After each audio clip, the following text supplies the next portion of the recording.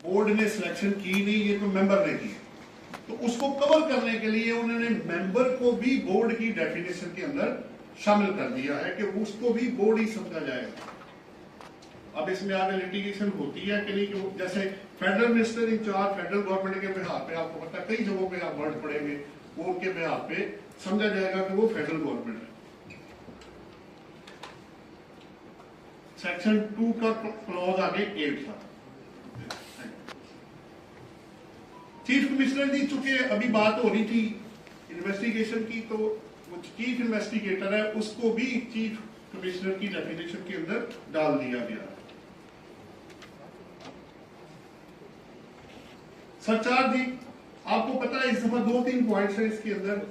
वो ये है कि अगर आपकी टोटल टैक्सेबल इनकम 10 मिलियन से एक्सीड करेगी तो आपको 10% जो सरचार्ज होगा वो पे करना पड़ेगा। अच्छा, अब इसमें क्वेश्चन दो जो मेन चीजें हैं वो इसके अंदर ये है। पहले तो सेक्शन 4A भी है जो इंसर्ट किया गया है, नंबर 1। दूसरी बात यह है कि इसकी एप्लीकेशन इंडिविजुअल एंड एओपी पे की गई है। इसमें वर्ड कंपनी इस्तेमाल नहीं किया गया। वो चूंकि सुपर टैक्स और अदरवाइज और भी उन पे है, इस वजह रेट भी उनका ज्यादा है, इस वजह से वो या उसको इनकरेज भी वो कर रहे हैं। वो आगे जाके आप देखेंगे रेट्स जो है ना कंपनी के तो नहीं बढ़ रहे, लेकिन इनके इंडिविजुअल और एओपी के रेट्स बढ़ा दिए ताकि नॉन कॉर्पोरेट सेक्टर डिस्करेज हो और वो मजबूर हो जाए या इंसेंटिव मिले कि वो कॉर्पोरेट सेक्टर कंपनी बनाए। एक तो 10 मिलियन का पॉइंट आ गया, किस पे लगा वो भी आ गया। दूसरी बात है कि अगर आपकी इनकम एफटीआर के अंदर कवर्ड है या सेपरेट ब्लॉक में कवर्ड है तो तब भी आपको ये 10% सरचार्ज नहीं पे करना पड़ेगा। और ये एप्लीकेशन इनकम टैक्स के ऊपर होगी। अगर आपको सुपर टैक्स लग रहा है तो फिर ये सरचार्ज उस सूरत में एप्लीकेबल नहीं होगा उस सुपर टैक्स पे।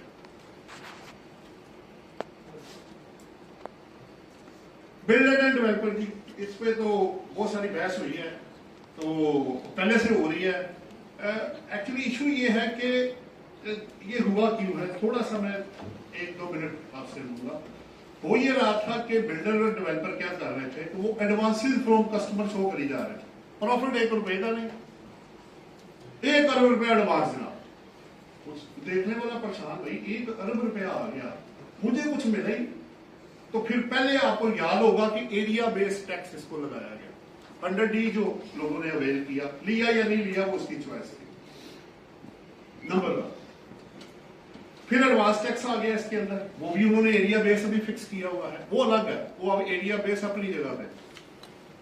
अब उन्होंने एक नया कॉन्सेप्ट इंट्रोड्यूस करवा दिया है कि अब उन्होंने डीमिंग इनकम का कॉन्सेप्ट डाल दिया कि अगर आप बिल्डर और डेवलपर की डेफिनेशन में चले गए तो उन्होंने उसका टैक्सेबल प्रॉफिट है, सॉरी रिसीट है, वो उसका टैक्सेबल इनकम निकलेगी। नंबर 2, अगर आप पहला आपका जो है वो बिल्डर है और दूसरा आपका डेवलपर है, और तीसरा अगर बिल्डर और डेवलपर दोनों ही हैं आप तो फिर वो 12% हो जाएगा। सो 10% बिल्डर के लिए, 15% डेवलपर के लिए और 12% दोनों के अगर आप काम कर रहे हैं, यानी या बिल्डर कम डेवलपर भी है या डेवलपर कम बिल्डर भी है, तो फिर 12% आपका टैक्सेबल प्रॉफिट होगा, नंबर 1।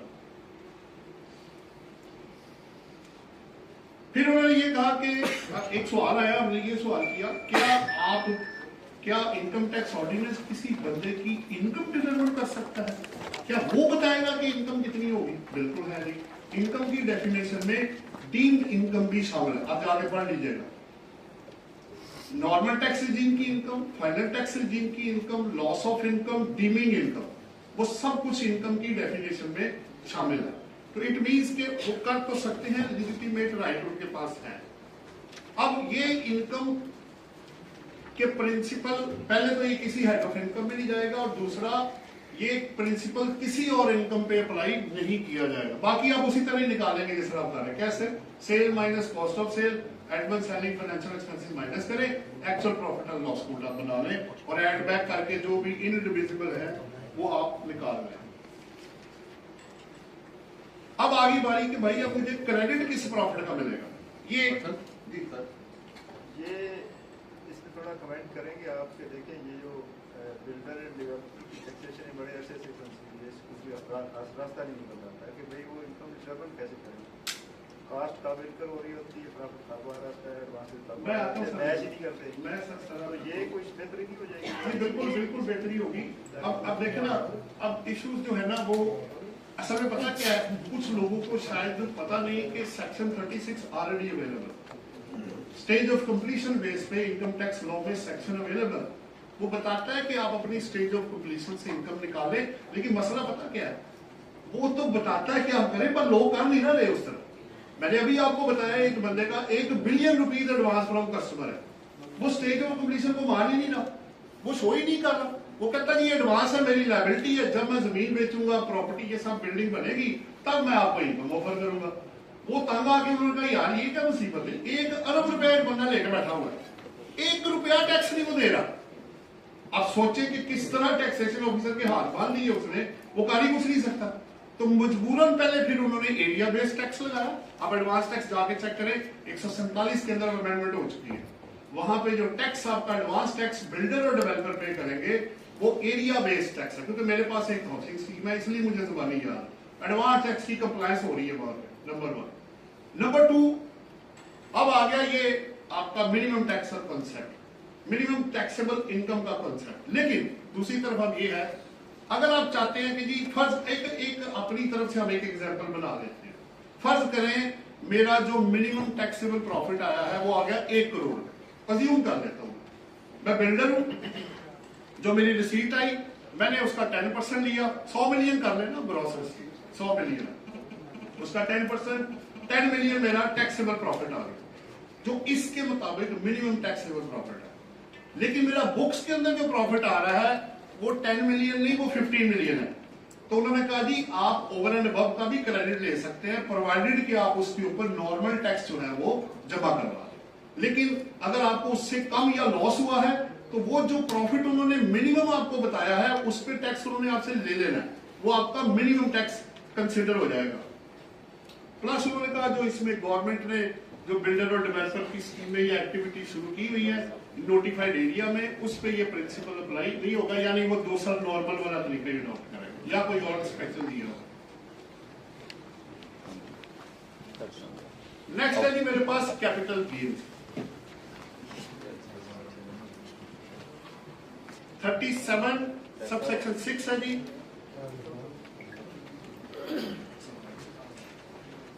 उसमें यह था कि जो शेयर्स थे आपके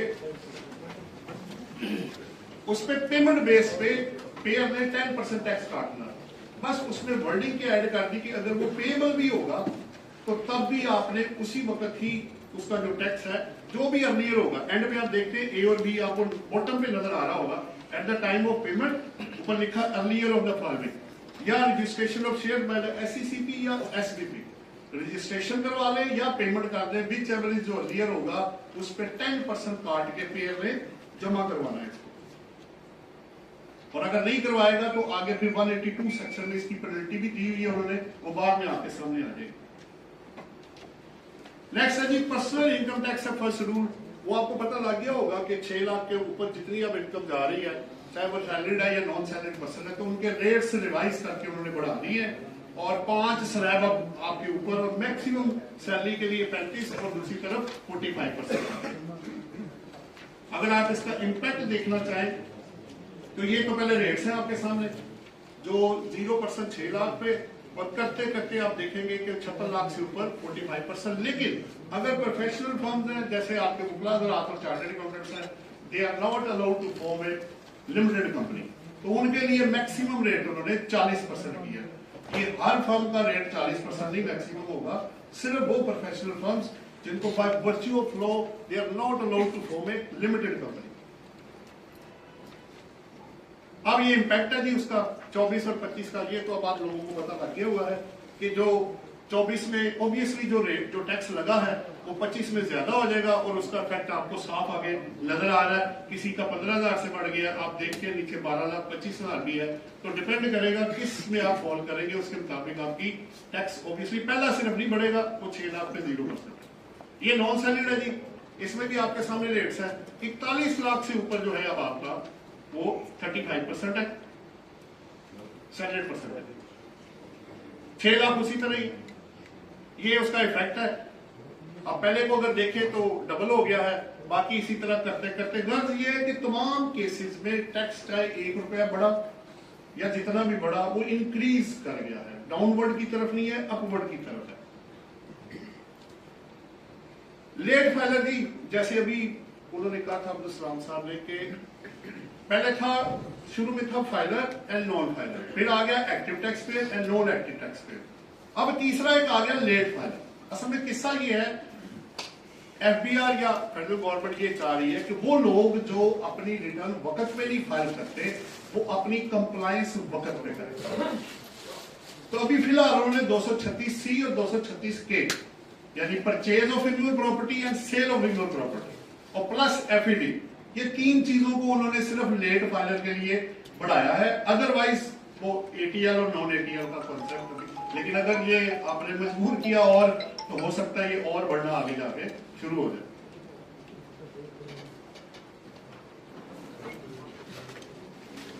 ये रेट्स ही सामने आपके, पहले अगर आपको याद हो इनवॉल्व प्रॉपर्टी में तो आपके प्लॉट पे था 2 साल बाद 0% टैक्स था, कंस्ट्रक्टेड हाउस पे 4 साल के बाद था, और जो आपका ओपन प्लॉट था वो 6 साल बाद 0%। अब उन्होंने एक कैटेगरी खत्म कर दी, उसने कहा जी कुछ भी बेचे आप, लेकिन सवाल यह है कि अब एक तो कैटेगरी उन्होंने बना दी 50 मिलियन के अंदर, फिर 100 मिलियन के अंदर और फिर 100 मिलियन से ऊपर फाइलर, लेट फाइलर एंड जो आगे नॉन फाइलर है, 3 साढ़े 3 बढ़ते बढ़ते अब आप देखेंगे जो कॉन्सेप्ट उन्होंने दिया वो ये कह रहे हैं कि हमने जो लेट फाइलर का रेट है वो फाइलर से ज्यादा बट नॉन फाइलर से कम रखा हुआ।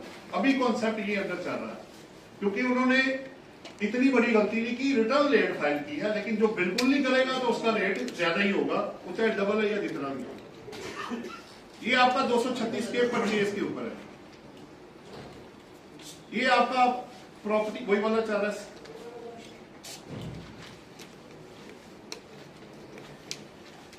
अच्छा ये था जी आपका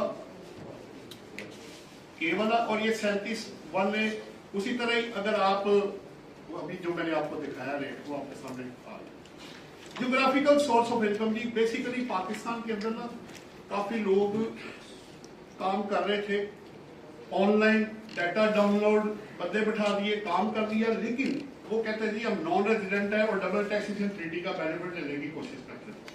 तो उसको कवर करने के लिए उन्होंने कहा कि आप इवन के नॉन रेजिडेंट अगर हैं, लेकिन अगर आपने पाकिस्तान में सर्विसेज रेंडर की है, ऑनलाइन है, डाउनलोड ऑफ डाटा है, बंदे बिठा के आप काम कर रहे हैं, जो भी आप काम कर रहे हैं, अगर आपने यहां से पैसा कमाया है तो आपको पाकिस्तान को टैक्स देना पड़ेगा। बेसिकली ये कॉन्सेप्ट।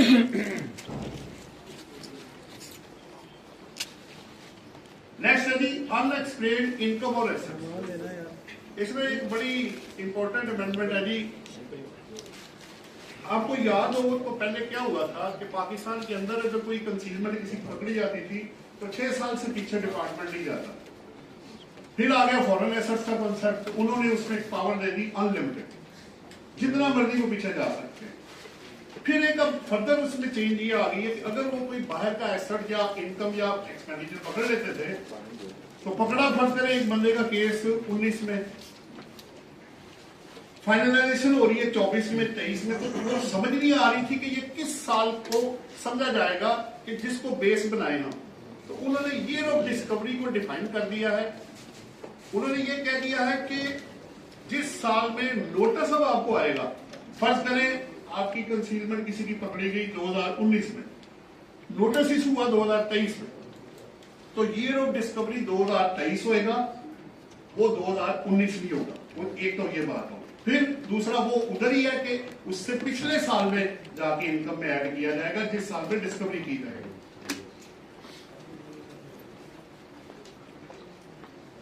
236 जो मैंने पहले बताया आपको, उसी तरह इधर भी रेट आपके वो एक सेंटर के अंदर आपको लेट फाइलर फिर नजर आ गया 6, 7, 8 और उधर 10 सी है नॉन फाइलर का और 3, 4, 5 अमाउंट के हिसाब से सी और के दोनों आ गए आपके पास।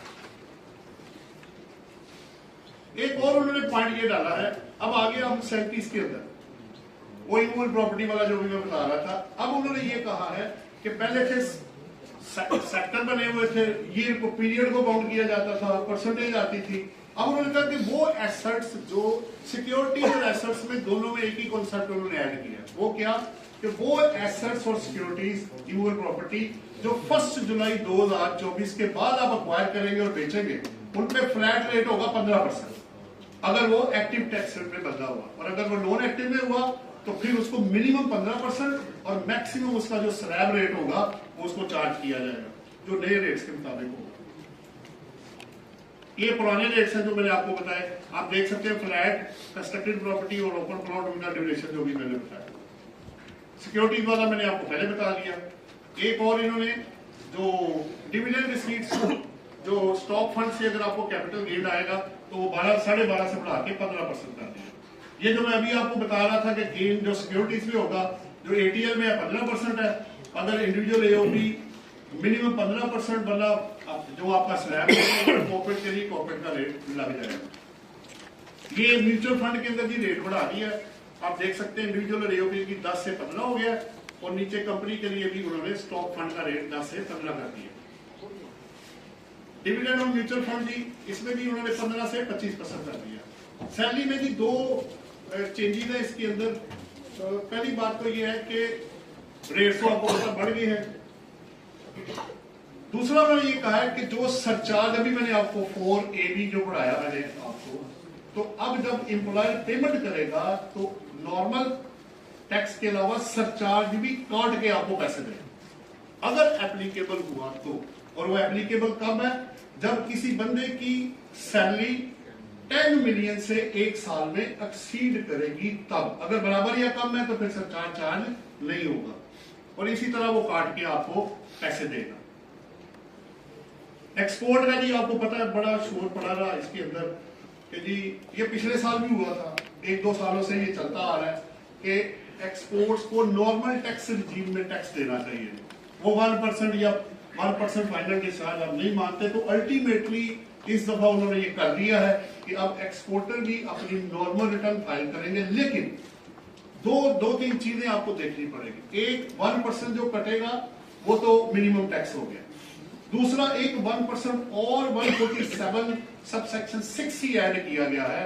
1% और मजीद आपने देना है जो कि एडजस्टेबल होगा, लेकिन अगर आपके प्रॉफिट के ऊपर टैक्स ज्यादा हो गया या आपके पास सुपर टैक्स भी है, अल्टरनेटिव कॉर्पोरेट टैक्स भी है, वो भी सारे अगर लगाएंगे तो अगर वो ज्यादा हो गए तो फिर बैलेंस आपको जमा कराना पड़ेगा।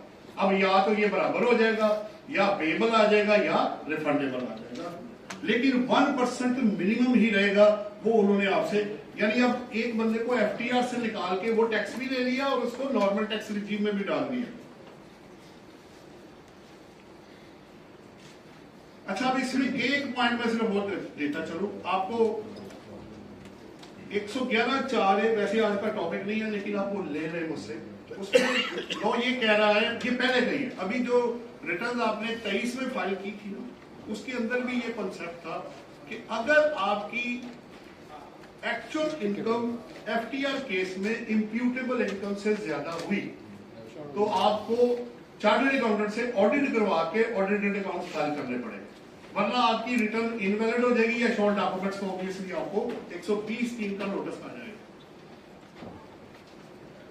एक और पॉइंट, अगर ये नॉर्मल टैक्स रिजीम में गया है तो अब आपको एक, अगर इन केस एक्सपोर्टर को लॉस आ गया तो वो लॉस हम कैरी फॉरवर्ड भी कर सकता है और एडजस्ट भी कर सकेगा अगर लॉस आया तो। और ये अमेंडमेंट क्यों की गई थी? ये आपकी reformed and resource mobilisation commission है, उन्होंने कहा था कि जी 200 बिलियन हमने आपको पहले ही कहा था, अब तक 400 हो जाना था, आपने 200 बिलियन लूज कर दिया है, वो ये कह रहे हैं आगे। ये रेट्स हैं जी आपके सामने, अगर आप देख सकते हैं तो पहला फाइनल टैक्स सब में 1% ही है, मिनिमम भी 1% है और एडवांस टैक्स भी आपका 1% है। तो इन एडिशन टू दिस 2024 में आफ्टर फाइनेंस एक्ट आपको 2% देना पड़ेगा, एक मिनिमम होगा, दूसरा एडजस्टेबल हो जाएगा। इसमें गुड्स है, डायरेक्ट है, इनडायरेक्ट है, ईपीजी है। अच्छा, मैं एक नॉलेज पर्पज के लिए आपको शेयर करता चलूं, ये जो लास्ट 3 वाले हैं ना, export by EPG, sale of goods by indirect exporter to certain direct exporter and clearance of certain goods, मैं एक दफा होमवर्क कर रहा था तो क्योंकि being as a professional teacher मुझे और भी बहुत कुछ सोचना पड़ता है, क्या विद होल्डिंग में कोई ऐसा सेक्शन है कि जिसमें पेमेंट ना हुई हो लेकिन विद होल्डिंग टैक्स लग जाए। ये वो 3 सब सेक्शन है आखिरी चीज।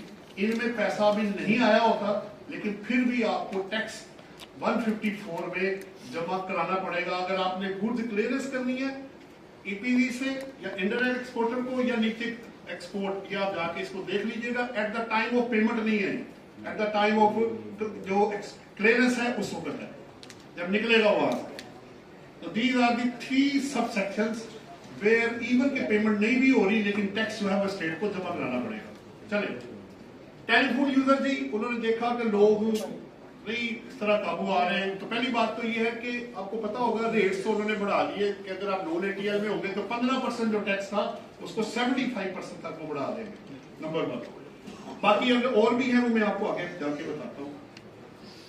बाकी वो जो ऑर्डर है आपको पता है इस वक्त वो बाहर जाने वाला, वो आगे पॉइंट आ रहा है मैं करता हूँ।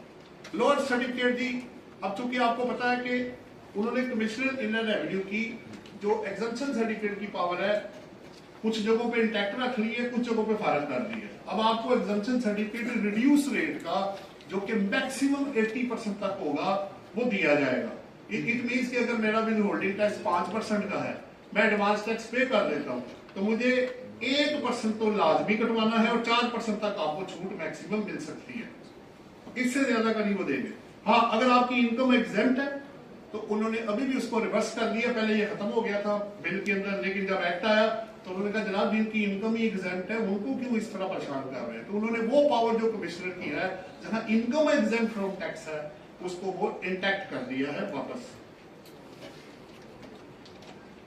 168 में जी 154 का रेफरेंस था, चूंकि वो फाइनल डिस्चार्ज नहीं रहा तो उन्होंने उसको वहां से निकाल कर मिनिमम में डाल दिया। 169 में भी यही है, रेलिवेंट पार्ट उन्होंने वहां से निकाल दिया है। ये जी आपका आ गया strengthening enforcement for non filers. अब वही बात है, पहले उन्होंने कहा जी हम आपकी सिम बंद करेंगे, वो 5,06,000 समथिंग थे जो किस्तों में जाके बड़ी मुश्किल से उन्होंने भी बंद की। फिर उन्होंने कहा जी हम आपके उसके गैस के और बिजली के कनेक्शन जो है वो डिस्कनेक्ट कर देंगे। पानी पता नहीं इसमें शामिल क्यों नहीं, अगर वो भी कर देते तो शायद वो भी पूरा यूटिलिटी शायद पूरा हो जाता, वो नहीं आया इसके अंदर। लेकिन लोग भी तो ऐसे ही है ना, वो भी मजबूर है, मैं उनकी भी मजबूरी समझ सकता हूँ। जब तक सख्ती ना की जाए तो लॉ फोर्सफुली इन्फोर्स किया जाता है, वॉलंटियरली तौर पर लोग देते कुछ नहीं है भाई, वरना इतनी पेनल्टी तो सख्ती की जरूरत नहीं थी। अगर सारे लोग 120 सेक्शन के अंदर कंप्लाइज करके आज रिटर्न फाइल कर दें तो मेरा नहीं ख्याल कि डिपार्टमेंट को आपके पीछे ज्यादा भागना पड़ेगा। ठीक है, वो क्वेश्चन एक अलग बहस शुरू हो जाएगी, वो मैं करना नहीं चाहता कि आगे से क्या है। देखिए जी, इस मुल्क को चलाना है अब वो चाहे मार्कअप है, फौज है, आपकी यूटिलिटीज है, एडमिन के खर्चे हैं, वट एवर जो भी है, डेवलपमेंट है, मुल्क तो मुल्क ही होता है। थोड़ा है या ज्यादा टैक्स है, पैसे तो बाहर देने पड़ेंगे, उसके बगैर तो ये चल नहीं सकता। तब तक आप एड और लोन पे मुल्क को चलाएंगे, एक ना एक दिन सबको बैठ के ये सोचना ही पड़ेगा, जो मैंने शुरू में आपको कहा था। आगे चलता हूं, अब उन्होंने नई पाबंदी ये लगा ली है। एक एनसीसीए में सवाल हो गया था, जनाब मुझे लगता है मैं अपनी बेगम को साथ नहीं ले जा पाऊंगा क्योंकि वो नॉन फाइलर है। तो वो मसला ये है, ये उनके लिए नहीं है, ये मिसकॉन्सेप्शन लोगों तक पहुंच रहा है। पहली बात तो यह है कि जिन लोगों ने 2022 में रिटर्न फाइल की उनको 2023 का नोटिस आएगा 114(4) का, भाई रिटर्न अपनी फाइल करें क्योंकि आपकी रिटर्न हमारे पास आई हुई है। अगर वो रिटर्न फाइल नहीं करेगा उसके बाद वो एक एसटीजीओ इशू करेंगे जिसमें उसका नाम आ जाएगा। उसके बाद भी अगर बंदा रिटर्न फाइल कर देता है तो 72 घंटे में वो आपका नाम वहां से निकाल देंगे। तो हर बंदा इसमें शामिल नहीं है। ठीक है, उन्होंने स्टूडेंट, माइनर, हज उम्रा वाले उसमें से निकाल दिए हैं, लेकिन बेहतर यही है कि आप अपनी इस सारे को पढ़ के एक ही चीज समझ आती है, अब कंप्लायंस के बगैर जान छूटती हुई नजर नहीं आ रही। चाहे वो पेनल्टी हो, चाहे वो प्रोसिक्यूशन हो, चाहे वो ऑडिट हो, कुछ भी हो, डॉक्यूमेंटेशन के बगैर अब ये अच्छा पहले क्या जी, लोग अब ये भी देखें हर दौर में ना हर तरह के लोग, फनकार लोग पैदा होते रहे। नील की रिटर्न फाइल करके बंदे को एटीएल में डाल दिया, एक अमाउंट नहीं अंदर आ रही, उन्होंने अब स्पेसिफिकली पेनल्टी डाल दी। अब कोई बंदा अगर इनएक्यूरेट पर्टिकुलर देगा, अभी सिर्फ बचत यह है कि कंपनी और एओपी के लिए, इंडिविजुअल भी बीच में आ जाएगा। अभी सिर्फ उन्होंने लिमिटेशन लगाई है कंपनी और एओपी कि अगर आप ये चीज गलत फाइल करेंगे 5 लाख रुपया मिनिमम पेनल्टी है उसकी। 182 सेक्शन में। तो अब जरा अपनी आंखें कान और दिमाग खोल के रखिएगा, उतनी आपको फीस नहीं मिलनी, उतना उसका टैक्स नहीं होना जितनी उसको पेनल्टी पड़ जानी है।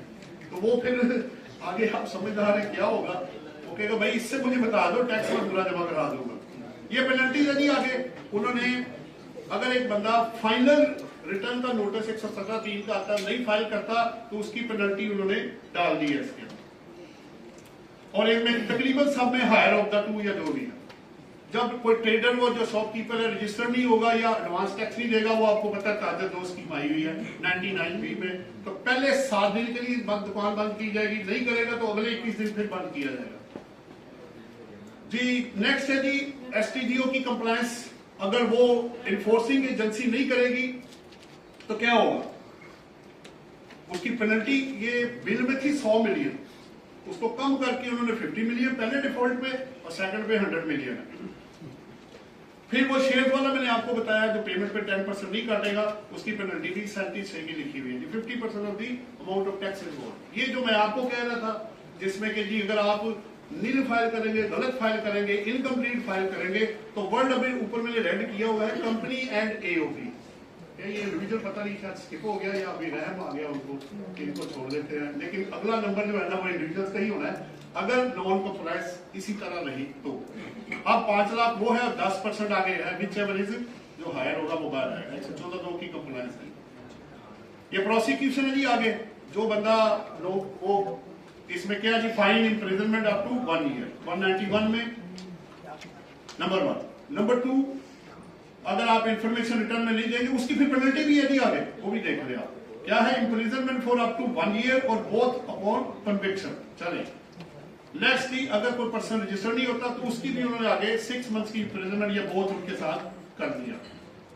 ये है जी 153 का एग्जेम्पशन सर्टिफिकेट जो मैं आपको पहले बता चुका हूं कि आपको वो 80% तक इशू होगा।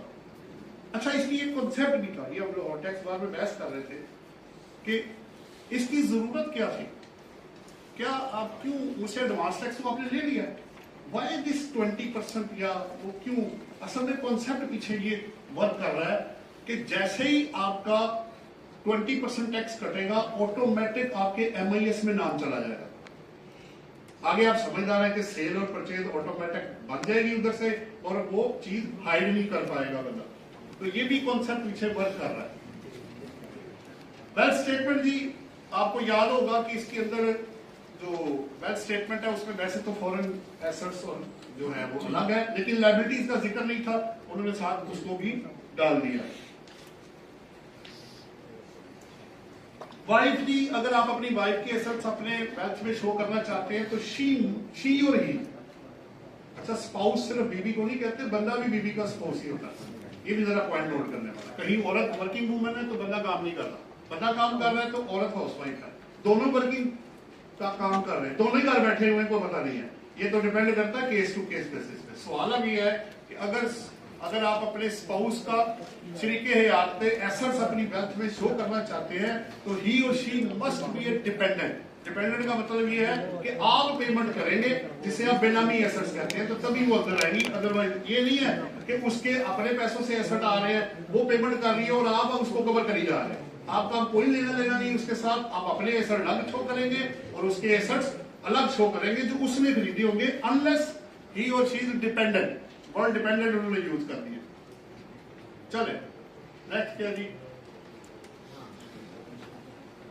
ये एक स्पेसिफिक डिस्क्लोजर है जिसमें लिखा होता है कि जितने एसेट्स आप बेचेंगे फॉरेन वाले या जो भी होंगे तो उनकी प्राइस और प्लस वो आप अमाउंट मेंशन करें।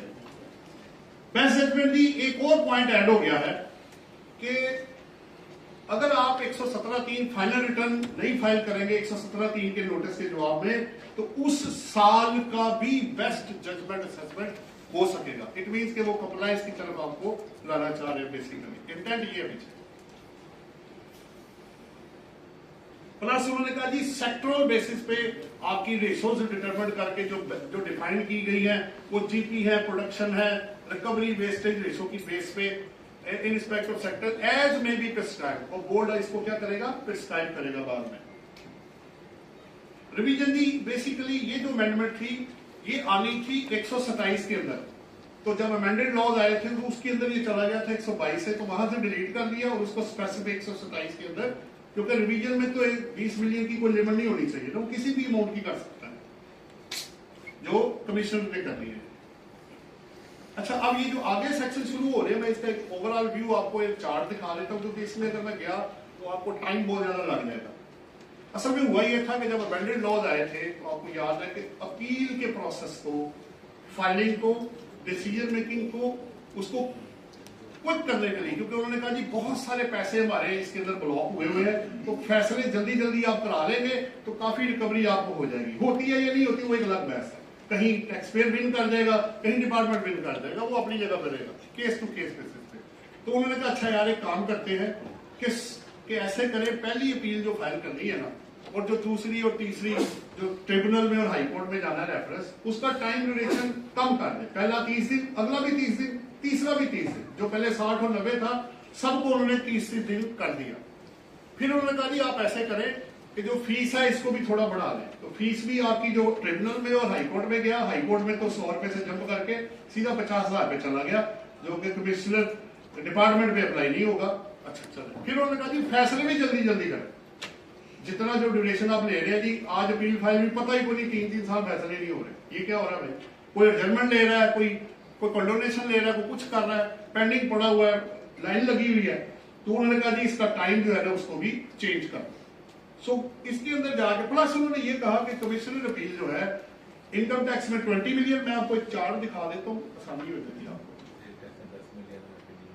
ये आपके सामने चार्ट मैंने एक स्पेशल बनाया है जो कि आपके काम आ जाएगा। सो पहला अगर आप देखें कमिश्नर इनलैंड रेवेन्यू अपील, तो not exceeding 20 million income tax का वो कमिश्नर अपील के पास है इनकम टैक्स का। इसी तरह इसको आधा करते जाए, 20 का आधा 10 मिलियन, 10 का आधा 5 मिलियन, याद रखने के लिए। तो सेल टैक्स और एफडीटी ये कमिश्नर अपील्स के पास है। ट्रिब्यूनल के पास ऑब्वियसली इनसे ऊपर जितने जाएंगे वो उनके पास चले जाएंगे। हाई कोर्ट में मैंने जाना है, हाई कोर्ट में अब दो चीजें आपको ध्यान में रखनी है, एक क्वेश्चन ऑफ लॉ और दूसरा उन्होंने ऐड किया है question of law and fact, mixed question of law and fact. आपको पता होगा बीइंग एज अ लॉयर या एज अ चार्टर्ड अकाउंटेंट के जो हाई कोर्ट है वो ओनली क्वेश्चन ऑफ फैक्ट को एक्सेप्ट नहीं करता, वो कहेगा भी क्वेश्चन ऑफ लॉ या मिक्स क्वेश्चन अब अंदर आएगा तो रेफरेंस एक्सेप्ट होगा, वरना भाई जिधर से आए उधर ही वापस चले जाओ, अपनी भी जान माल वक्त बचाओ और मेरा भी बचाओ। आखिरी सुप्रीम कोर्ट वाला है, वो आपको पता है कॉन्स्टिट्यूशन में अंदर जाके अपील फाइल की जाती है। ये बेसिकली मैंने बाकी इसके और भी चीजें मैं कुछ और भी आप एक और भी मैंने वैसे चार्ट बनाया हुआ है आप लोगों की और अपनी आसानी के लिए कि पिक्यूलियरली जो जुडिशियल अपील है वो उसी तरह ही है 20, 10 और 5 ATIR के सेक्शन मैंने लिख दिए। Appeal to ATIR different section है, तकरीबन वही प्रोसेस है। Decision in appeal by ATIR है। इस तरह करते करते आखिरी वाला इंपॉर्टेंट है रिकवरी ऑफ एरियर वाला। इस वक्त ना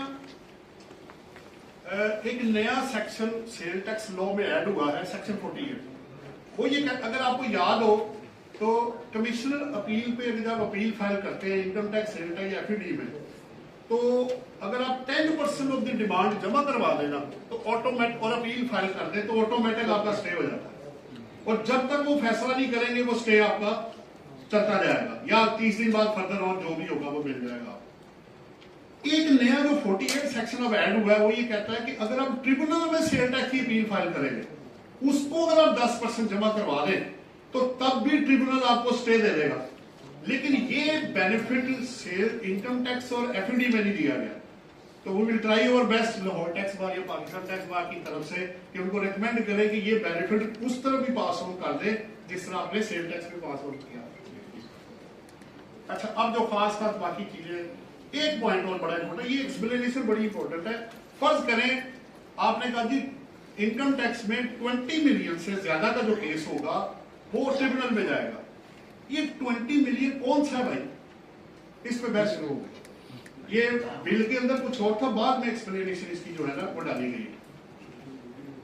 अगर मैंने एक रिटर्न फाइल की, छोटा सा एक सोल्यूशन बना लेते, एग्जाम्पल बना लेते, मैंने एक रिटर्न फाइल की, उसके अंदर मेरा टैक्स बनता था 10 लाख रुपए, मेरी लायबिलिटी थी 10 लाख रुपए जो मैंने जमा करा दी। इट मीन्स कि मेरा और डिपार्टमेंट का कोई झगड़ा नहीं है, मैंने खुद से एक्सेप्ट किया ये मेरा 10 लाख है और मैंने जमा करा दी। अब मेरी आगे अमेंडमेंट हुई, उन्होंने इसके अंदर 18 मिलियन ऐड कर दिया, या चले हम ऐड कर लेते हैं 19 मिलियन। 19 मिलियन उन्होंने ऐड किया, 19 सारिया कुछ 5 मिलियन कर लेते हैं। अब अगर मैं 1 मिलियन को ऐड करके देखूं तो 19.5 है। लॉ ये कह रहा है कि जितना एडिशनल आप ऐड करेंगे, अगर वो 20 मिलियन से बढ़ेगा तो तब आप ट्रिब्यूनल में जाएंगे, वरना आपकी अपील कमिश्नर अपील के पास जाएगी। जैसे मैंने अभी फर्ज करें 20 मिलियन ऐड कर दिया, तो 20 तो ऐड किया, 10 मेरा अपना था, वो तो मेरी लायबिलिटी में ऑलरेडी आ रहा है, तो 20 में से पहले 10 माइनस होगा। इसका मतलब है कि अब मुझे ट्रिब्यूनल में नहीं जाना, मुझे कमिश्नर अपील के पास जाना है। ये पॉइंट उन्होंने क्लियर कर दिया है। इसी तरह रिफंड के अंदर भी ये प्रोसेस है। बहरहाल आगे चलते हैं जी। बाकी आप इसको पढ़ लीजिएगा, कौन किसके पास है, जो खास चीज है वो है आपसे शेयर कर देता हूं। दिसंबर का वो अब्दुल सत्तार साहब ने आपको बता दिया, वो तीनों में उन्होंने डेट, क्योंकि लोड ऑफ वर्क बहुत ज्यादा था, तो उन्होंने कहा जी हम तो नहीं उठा सकते ट्रिब्यूनल में, आप अपने फैसले जरा पहले खुद करें। जो पेंडिंग केसेस है, नए केसेस हम देख लेंगे, आप पुराने पहले निबेड़े जाके जाएगा।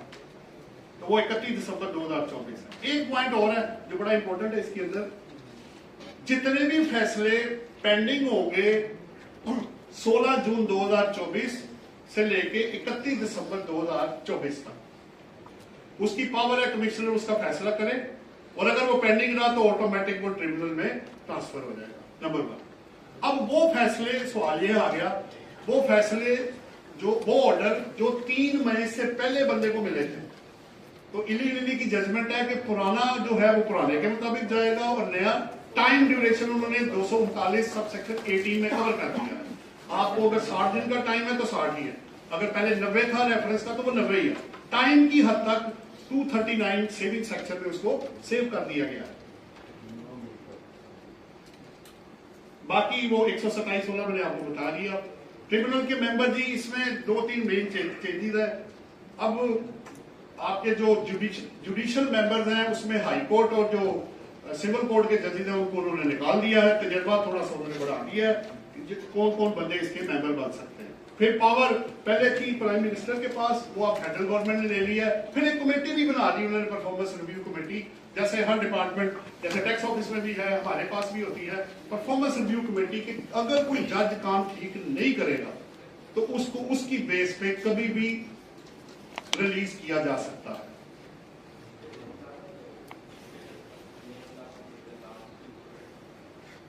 बाकी अच्छा, वो जो खास चीज है अब उस पर आ जाता हूं। किसी को भी चेयरमैन अपॉइंट कर सकते हैं, बेंचेस वो बनाएंगे, वो आपको पता है।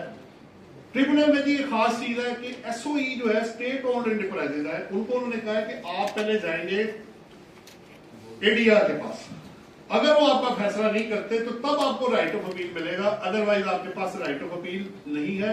और अगर टैक्स पेयर जाना चाहता है तो 50 मिलियन प्लस का अगर उसका कोई डिस्प्यूट होगा तो तब वो जा सकता है। बाकी उसके डेज और फॉर्म्स है वो उसी तरह ही है। अपील फी है ये उन्होंने बढ़ा दी है। एक और चीज उन्होंने की है इसके अंदर, उन्होंने ये कहा कि जो बंदा कमिश्नर अपील से रेफरेंस में जाएगा पॉइंट ऑफ लॉ या फिक्स क्वेश्चन पे, या ट्रिब्यूनल से रेफरेंस में जाएगा, तो 15 दिन के अंदर जो रिकॉर्ड उसने पीछे दिया था वो वहां प्रोवाइड करेगा फैक्ट्स को अपने को दिखाने के लिए। और फीस मैं आपको पहले बता चुका हूं, वो 100 रुपए से बढ़ा के उन्होंने रेफरेंस की 50,000 कर दी। अच्छा जी, मैं अब इससे निकलता हूँ, कोई और क्वेश्चन होगा तो फिर आप मुझसे कर लीजिएगा। ये हाईकोर्ट आ गया आपका, ये हाईकोर्ट का जी एक्सप्लेनेशन नीचे बड़ा इंपॉर्टेंट है। उन्होंने कह दिया जो मैंने अभी आपको कहा कि जितने पेंडिंग केसेस हैं 3 मई के बाद या उसका जो फैसला होगा, ठीक है, वो आप नए लॉ के मुताबिक अब आपने सीधा कहां जाना है, रेफरेंस में जाना है हाईकोर्ट में। और हाईकोर्ट ये लिखा हुआ है 2 ही चीजें, point of law and mix question of law and fact पे आपको एक्सेप्ट करेगा। इसका एक मतलब और भी है, अब जब आप जो भी अपील बनाए तो there must be a point of law, चाहे आप कमिश्नर अपील के पास हो, चाहे आप ट्रिब्यूनल में हो, आप जहां भी जाएं आपको क्वेश्चन ऑफ लॉ मस्ट बीच में डालना है, या प्लस लॉ प्लस फैक्ट जो है, तभी आप आगे जा सकते हैं मिक्स क्वेश्चन। अदरवाइज अगर आप पॉइंट ऑफ फैक्ट, अब सवाल यह कि जो बंदा पॉइंट ऑफ फैक्ट पे हार गया उसकी फेट क्या होगी, बस फाइनल। इसका एक और मतलब भी है, अब आप पहले आप 2 फोरम पे लड़ते थे फैक्ट पे, अब एक है, या कमिश्नर अपील है या ट्रिब्यूनल, अब 2 नहीं है, अब एक फोरम आपको मिलेगा, 2 नहीं मिलेंगे अब आप। इसका तीसरा मतलब ये है कि घूम फिर के भाई अपने रिकॉर्ड सीधे करो, अपने काम ठीक करो, इस तक नौबत ही ना आने दो कि आप इतना बड़ा केस बन जाए। कोशिश करें कि अपने रिकॉर्ड्स को अपडेट रखें और फॉर्मेलिटी जितनी भी है उसको पूरा करें। ना आपको पेनल्टीज में पढ़ना है, ना प्रोसिक्यूशन में, ना अपीलों में। क्यों इतने लंबे चक्कर में पड़ रहे हैं? वो पंजाबी जी की कहते हैं जिन्हें खादियां गाजरा ते टेडो उन्होंने भीड़। तो बात यह है कि जो काम खराब करेगा नुकसान भी तो उसी का ही होगा। तो बेहतर यह है कि भाई अब कंप्लायंस करें। There is no way to run, और अब कोई रास्ता नहीं है आपके पास।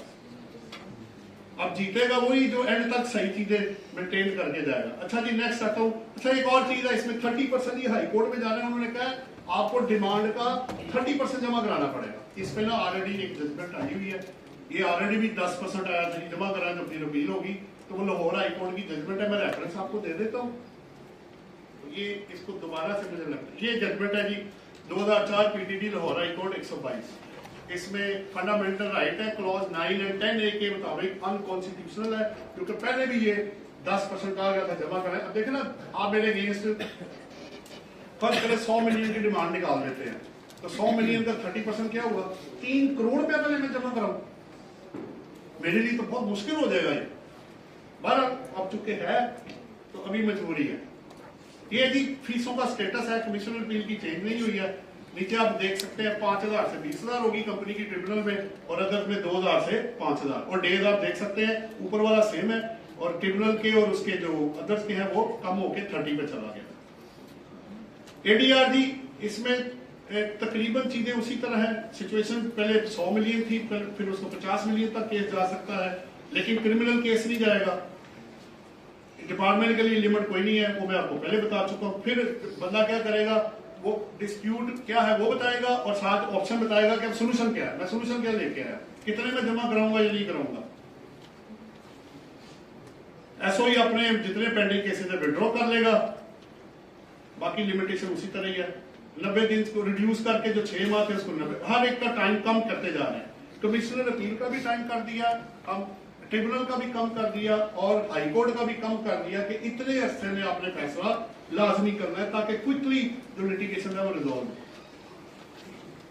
प्रॉफिट ऑन डेट पे जी आपको याद होगा नॉन एटीएल वालों के लिए था 15 से बढ़ा के 330 था, उसको उन्होंने 35 कर दिया। ये बड़ा इंपॉर्टेंट है जी, इस पे काफी हमारी बहस हुई है। 236 G एंड H, ठीक है। ये सप्लाई आपकी जो आप करते हैं सप्लाई चेन के अंदर, उसमें डिस्ट्रीब्यूटर, डीलर, होलसेलर और रिटेलर है। तो पहली बात तो ये है कि 2 काम तो उन्होंने किए। एक तो नॉन फाइलर के रेट्स बढ़ा दिए, आप देख सकते हैं 0.25 था, 0.2 था फाइलर के लिए, और 2% हो गया अब नॉन फाइलर के लिए। इसी तरह 1% था दूसरी तरफ H के लिए, और 2.5% हो गया। दूसरा उन्होंने काम ये किया कि तमाम सेक्टर्स को अंदर ले आया। पहले सिर्फ स्पेसिफाइड सेक्टर थे, अब तमाम सेक्टर। लेकिन पेट्रोलियम सेक्टर ने रिसेंटली इस पे एक्सक्लूजन ले ली है, उसका सर्कुलर आपको मिल गया होगा। लेकिन अब सवाल ये है, इसमें एक्सक्लूजन बड़ी इंपॉर्टेंट है। अगर आप डायरेक्टली जनरल पब्लिक को सप्लाई करते हैं, एक्सक्लूजन है। पेट्रोलियम मैंने आपको बता दिया, कमीशन एजेंट और मैन्युफैक्चरर टू मैन्युफैक्चरर भी एक्सक्लूजन है। लेकिन सवाल अब ये है, क्या बाकी लोगों को इससे एक्सक्लूजन मिलेगी? मेरा नहीं ख्याल। जिनको उन्होंने स्पेसिफिकली कहा है, या जैसे बाटा पाकिस्तान या सर्विस वाले, वो डायरेक्ट कंज्यूमर को सप्लाई कर रहे हैं। अगर वो डायरेक्ट कर रहे हैं या आप कर रहे हैं, आपका सेल पॉइंट अपना है, तो फिर आपको 236 G और H काटने की जरूरत नहीं पड़ेगी।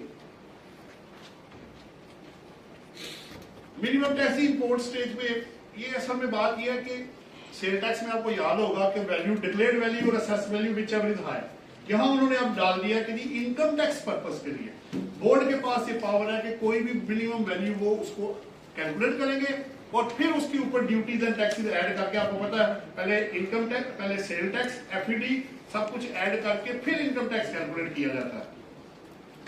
इसका मतलब ये हुआ कि सेल टैक्स के अंदर सेल कुछ और आ रही होगी, इंपोर्ट कुछ और होगी, और इनकम टैक्स के अंदर भी कुछ और आई होगी। और इस पे ऑलरेडी ना केसेस चल रहे हैं। सवाल यह है कि आपका स्टॉक एनेक्शन एफ से टैली नहीं करता। 10 केसेस है जिनको 111 सेक्शन लगा हुआ है, जबकि एनेक्शन एफ का स्टॉक के साथ ताल्लुक ही कोई नहीं है। इसमें जजमेंट्स भी आई हुई है, और आपके पास बड़ा क्लैरिटी है कि जब हम कैलकुलेट करते हैं इनकम टैक्स पर्पज के लिए, अकाउंटिंग पर्पज के लिए स्टॉक, तो कॉस्ट ऑफ गुड्स मैन्युफैक्चर्ड आप लेते हैं, जबकि इलेक्शन एक्ट तो होता है कैरी फॉरवर्ड के लिए होता है, उसका उसमें ना डेप्रिसिएशन है ना लेबर है, उसके अंदर वो चीजें शामिल ही नहीं होती जो आप कर रहे हैं, तो उसका कोई ताल्लुक ही नहीं। वैसे भी दोनों लॉ इंडिपेंडेंट है और उनको कैलकुलेट करने का तरीका डिफरेंट है। नॉन रेजिडेंट जी, इसमें भी उसी तरह 153 की तरह certain payments to non residents, maximum certificate कितना 80%, उससे ऊपर नहीं। और पर्पज क्या है? Insuring document of the value chain, जो मैंने आपको शुरू में बताया। ये आपको याद होगा, टूल मैन्युफैक्चरिंग का पहले सेल टैक्स में रोला पड़ा था, वो कहते थे ये सर्विसेज रेंडर कर रहा है, एफबीआर कहता था ये मैन्युफैक्चरर है, अब ये मैन्युफैक्चर में आ गया, लेकिन अल्टीमेटली अब उन्होंने गुड्स से निकाल के उसको सर्विसेज में डाल दिया। ये था 153(1)(a), अब चला गया 153(1)(d), एक नया क्लॉज ऐड हो गया है और उसमें रेट उन्होंने कर दिया, आपके सामने है, 5 से बढ़ा के 9 और अदर देन कंपनी के 11%। गाड़ियों पे जी आपको पता है पहले सीसी के साथ था रजिस्ट्रेशन के वक्त, अब वैल्यू पे चला गया है, और प्लस लास्ट जो 3 कैटेगरीज है उन पे मजीद बढ़ा दिया, 6 को 7, 8 को 9 और 10 को 12।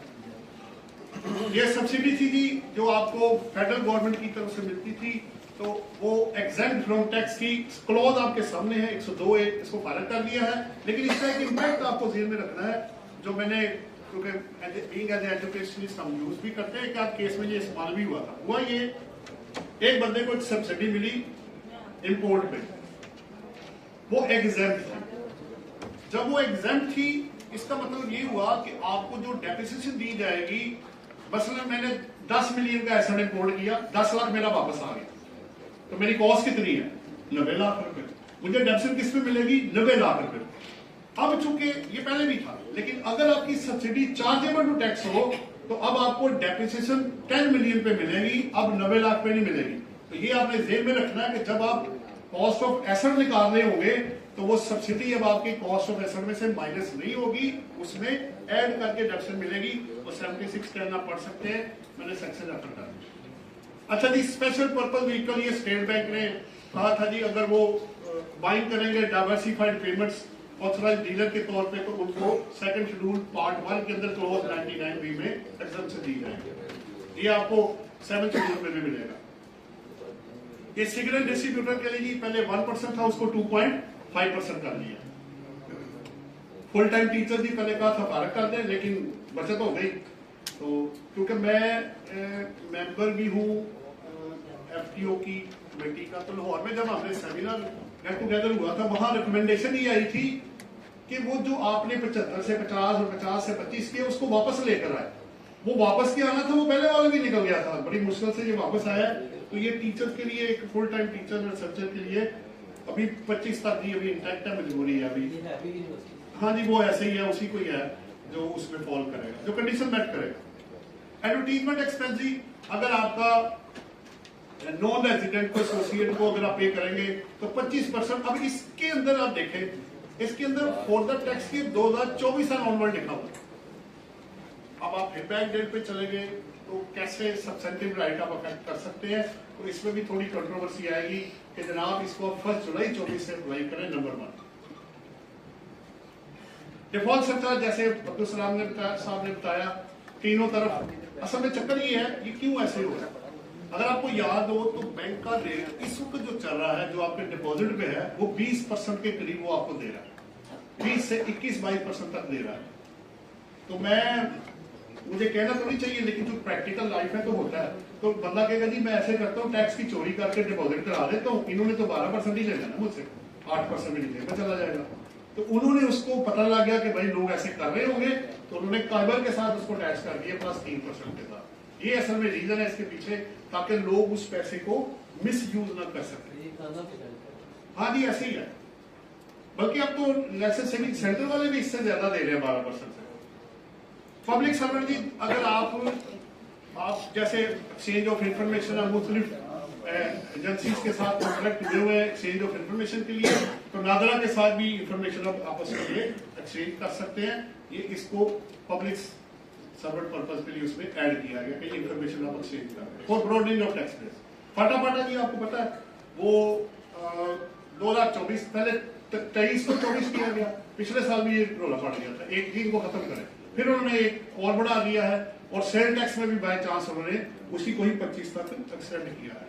तो अभी तो उधर जो बिजनेस करेंगे उनकी इनकम और विद होल्डिंग से उनको छूट मिल जाएगी।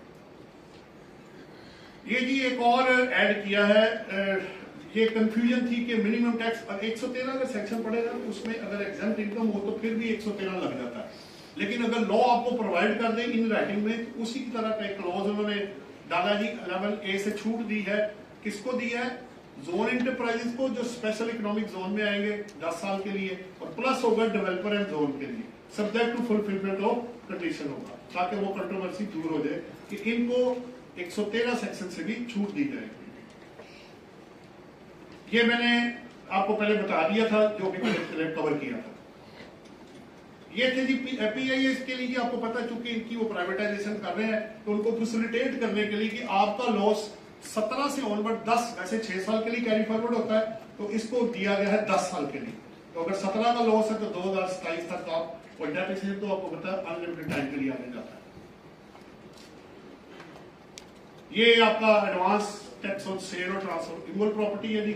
इसमें सिर्फ वो जो बार बाउंडेड पर्सन है आर्मी के या फेडरल प्रोविंशियल गवर्नमेंट के या एक्स सर्विसमैन पर्सन, वो सारे इसके अंदर ऐड करके उनको भी ये छूट एक्सटेंड की गई है कि जब उनको प्रॉपर्टी आएगी वो बेचेंगे तो उस पर फिर वो उस पर जो टैक्स है वो नहीं देंगे।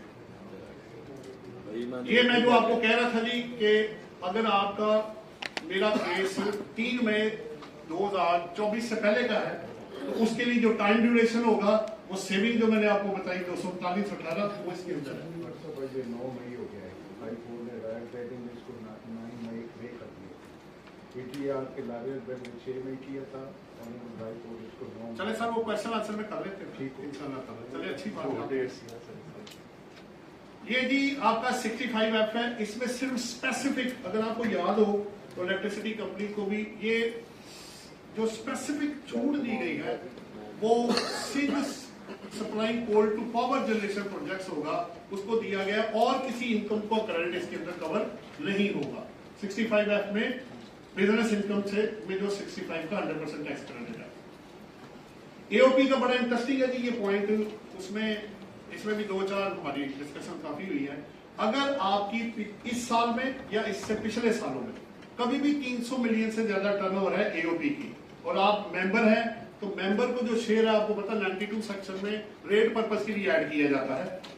अब अगर 300 मिलियन से ज्यादा होगा आपकी टर्नओवर एओपी की तो ऑडिटेड अकाउंट्स आपको वही चार्टर्ड अकाउंटेंट से करके फाइल करने पड़ेंगे। 2-3 पॉइंट्स हो रहे हैं जी मेरे। मैं आ रहा हूं।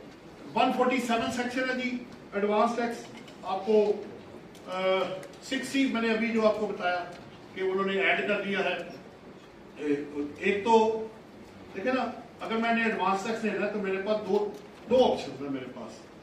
या तो मैं अपना टैक्स पिछले के मुकाबले में बढ़ा लूं और अगर मेरा वाकई कम हुआ है तो मैं डाउनवर्ड चला जाऊं। अगर मैं डाउनवर्ड जाना चाहता हूं तो मुझे सपोर्टिंग डॉक्यूमेंट के साथ ये साबित करना पड़ेगा कि जनाब पिछले मुकाबले में अब मेरा जो टैक्स है वो कम हो गया, तो फिर आप डाउनवर्ड कर सकते हैं। अदरवाइज आपको सेल को 20% बढ़ाना पड़ेगा और फिर उस पर टैक्स कैलकुलेट करके तो आप उसका एडवांस टैक्स जो है वो जमा कराएंगे। पहले रिजेक्शन की पावर नहीं थी उनके पास, अब वो आप एस्टिमेट रिजेक्ट कर सकते हैं जहां आप उनको कन्विंस नहीं कर पाए। ये टैक्स फ्रॉड इन्वेस्टिगेशन विंग जी, अब इस पे ज्यादा मैं क्या बात करूं, उन्होंने पहले ही आपको बता दिया कि मकसद यह है कि जहां फ्रॉड इन्वॉल्व होगा वहां पे उनको वो 15 साल की तो पता नहीं शायद इनकम टैक्स में क्या करते, इधर तो 15 साल नहीं हुआ, शायद इधर भी 15 हो जाए, कल को पता नहीं। हाँ जी, वो अभी 15 वाला तो कॉन्सेप्ट इधर नहीं आया, शायद हो जाए क्योंकि वो चीजें आपस में एक्सचेंज करते रहते हैं। ये वही है सारा। बैंक्स के अंदर जी 7th शेड्यूल है मेरा सेकंड लास्ट पॉइंट है। 2-3 अमेंडमेंट्स है, उन्होंने एक स्टैंडर्ड यूज किया है। असल में बैंक क्या करते थे कि अपनी रियल इनकम जो वो कैलकुलेट करते थे 7th शेड्यूल में उस पर रिटर्न फाइल करते थे। अब उन्होंने कुछ स्टैंडर्ड कुछ एडजस्टमेंट की तो अब टैक्स डिपार्टमेंट ये कह रहे हैं भाई हम इन चीजों को नहीं मानते, आप जो हम आपको कहेंगे आप वो करें। वो कह रहे हैं भाई जब आपका ऑलरेडी प्रोसीजर एक डिफाइंड है आप उसी को फॉलो करें। अब टैक्स पेयर कुछ और कह रहा है और टैक्स डिपार्टमेंट कुछ और कह रहा है, क्रैश आ गया। दूसरा 23 से ऑनवर्ड ये होगा, आपको पता है ये सुपर टैक्स है, इस पे वो भी आ गया, इन्होंने बता दी। Last but not the least 10th schedule है जी, इसका एक तो स्कोप इनहेंस हो गया जी फर्स्ट शेड्यूल के अंदर। बाकी रेट्स आपको पता है, ये देखें 236 के ये वही 50 मिलियन वाले 12, 16 और 20 है। सेक्शन 151 30 से 35 है, सी का 6 से 10 है 2025 के लिए। ग्रॉस अमाउंट ऑफ कंसिडरेशन सी, और जी का आपको पॉइंट वो मैंने आपको बता दिया था 2% है, ये नॉन एटीएल वाले के लिए। वो 236 है जो है वो 2.5% है। एक और जो अभी बताया कि जो परचेज और सेल वाच थी और के वाला, प्लस जो इन्होंने डाली है ना कि जो लेट फाइलर होगा उसमें एक थोड़ी सी छूट उन्होंने आपको दे दी है। अगर एक बंदा लास्ट 3 सालों में वक्त में रिटर्न फाइल करके आया एक्सटेंशन में या विद इन टाइम, और इस साल में आके वो डिफॉल्ट कर गया है, तो उस बंदे को नॉन लेट फाइलर नहीं समझा जाएगा। ये उन्होंने छूट ऐड की है। प्लस आखिरी पॉइंट है जी मेरा, वो ये है कि इसमें एक और कुछ आपको पता है, जो 10th रूल है वो ये बताता है कि कहां कहां डबल रेट चार्ज नहीं होगा। तो उसमें 37A भी उन्होंने ऐड कर दिया है कि अगर आप 37 से सिक्योरिटीज के ऊपर टैक्स दे रहे हैं तो उस सूरत में भी टैक्स का रेट डबल नहीं होगा। जैसे 149 सेक्शन है, सैलरी में बंदा नॉन एटीएल में है तो आप उसका डबल रेट चार्ज नहीं कर सकते। कौन बताएगा? 10th शेड्यूल का रूल 10। ये जी आपकी टोटल अमेंडमेंट्स थी जो मैंने कोशिश की कि इसको समेटे। तो बाकी आपके जो कोई सवाल जवाब हो गए तो फिर आपके बाद में देख लेते हैं। Thank you very much.